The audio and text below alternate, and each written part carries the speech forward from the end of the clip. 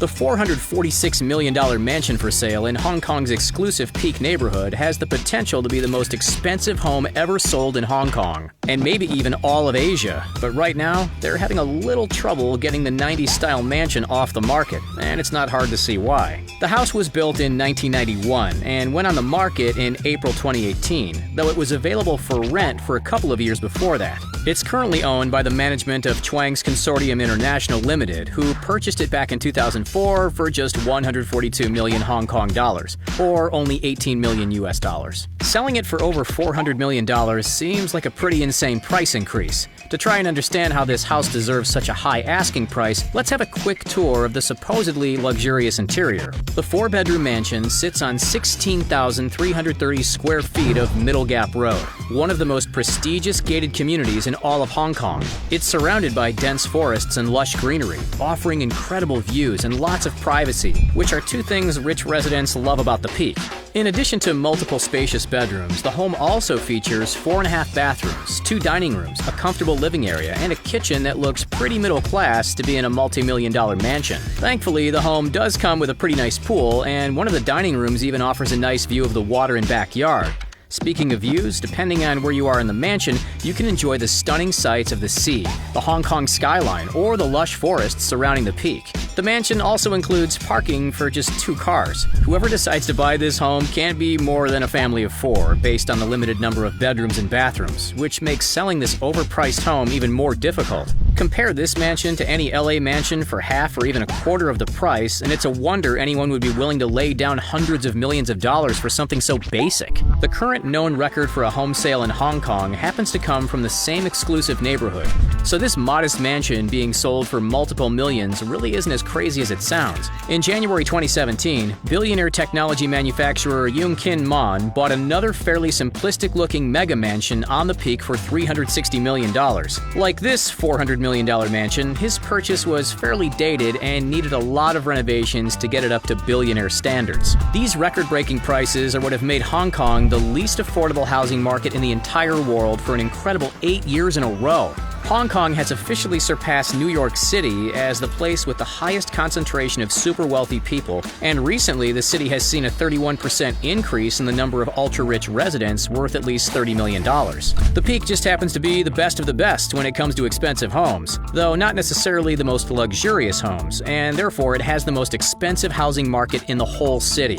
And that's saying something because living anywhere in Hong Kong is expensive. It seems like there are lots of people in Hong Kong and all over the world who are able to buy this $446 million home, but handing over more than $400 million can be tricky, especially when the house would need lots of work done to please any modern millionaire. So if the home was originally bought for a huge discount and it's still on the market, why is it remaining so expensive in the first place? It's all about location, location, location, and the Peak might just be the most exclusive and coveted address in the world. Victoria Peak is also known as Mount Austin, though locals tend to refer it only as the Peak. This uber-expensive hill is home to bankers, wealthy expatriates, businessmen, celebrities, and plenty of Chinese millionaires and billionaires. It's also home to many government officials. It's even rumored that Jack Ma, the Chinese billionaire who founded Alibaba, purchased this $191 million mansion in the neighborhood back in 2015 and added on millions of dollars in modern renovations. The Peak is the highest hill in Hong Kong, and its elevated location offers views of Hong Kong's impressive skyline, while also being far enough away from the overcrowded city streets. The rich neighborhood has also earned itself a reputation with tourists, who often take the Peak tram to explore the vivid forests and greenery while getting a first-class view of Hong Kong. It's estimated that over 7 million tourists visit the area each year, which has led to the development of 2 shopping centers in the area, the Peak Tower and the Peak Galleria. But actually, living in the Peak is something few people can manage and most people only dream about. In fact, between 1904 and 1930, the Peak was designed as luxury housing for non-Chinese residents only.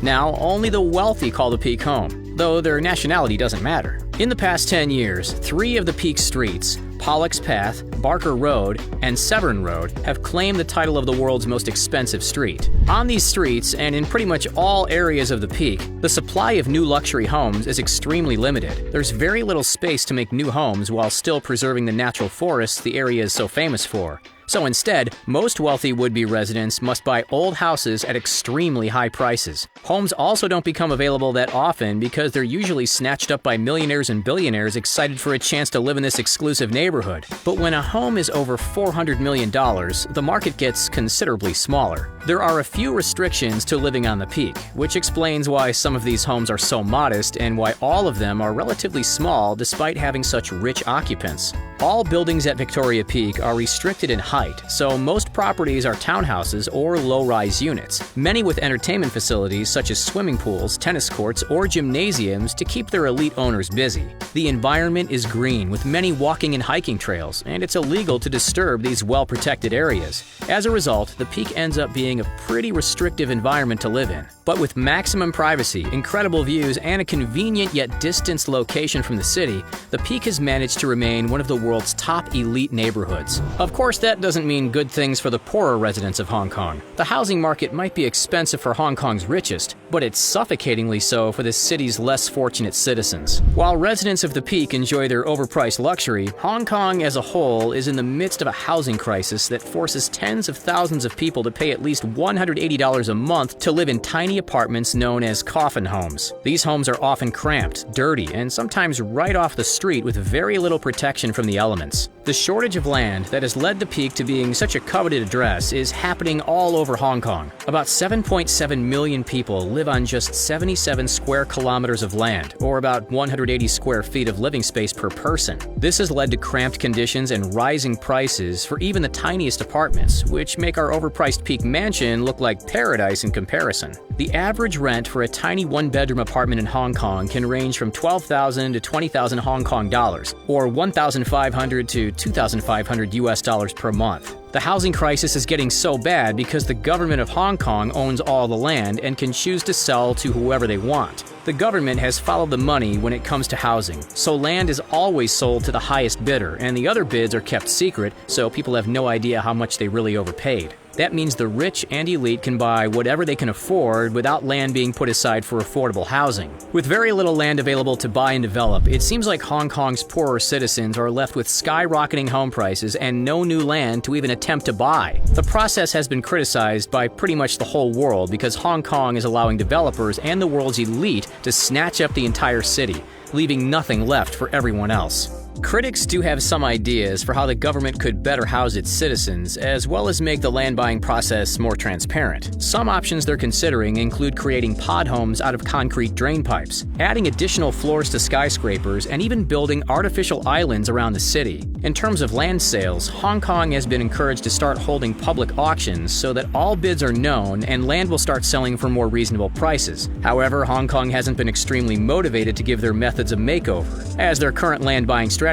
has helped make the government billions of dollars. But the government is going to have to make some changes soon because the market prices are starting to backfire. In the past 8 years, the government has failed to auction off 7 different plots of land because all of the bids were too far below asking price. Plus, with the pandemic raging and protests spanning across the whole city, tourism, retail, and housing sales are all expected to decrease in the next few years. It's hard to say if Hong Kong will finally make changes to make housing more affordable, but the Peak will likely remain just as expensive as it always has, as long as there are still elites willing to buy the coveted land. While this particular $446 million mansion has yet to sell, most homes get snatched up fairly quickly. And with the system still making the rich richer, there is little concern for the people living on the city streets. Public housing currently has a wait time of almost 6 years. So while Hong Kong's richest are complaining about skyrocketing prices for their luxury mansions, Hong Kong's poorest are just straight out of luck. So do you think this modest luxury home is worth the price for a prestigious address? Would you want to live on the Peak if you could afford it?